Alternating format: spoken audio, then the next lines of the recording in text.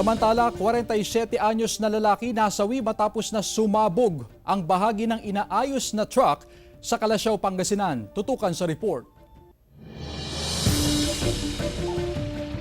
Nasawi ang 47 anyos na lalaki matapos sumabog ang inaayos na truck sa Barangay Banawang, Kalasyaw, Pangasinan. Sugatan naman ng isa pa na kasama niyang nag-aayos ng truck.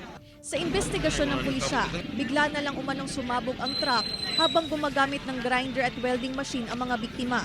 Yung dalawang victim natin ay nagre-repair nung yung company vehicle nila. So yung isa may hawak siyang grinder. And then po suddenly may sumabog po yung sasakyan.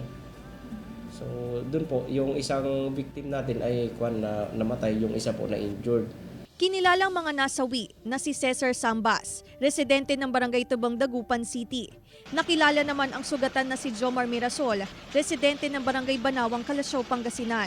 Tumanggi nang magbigay ng pahayag ang kaanak ng mga biktima.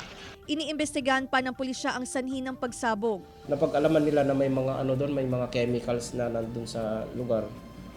So tinitignan kung ano yung cause ng pagsabog. As of now, wala pa silang result na binibigay. Kasama si Henry Duminsil, Claire Lacanilaw, 1 North Central Luzon.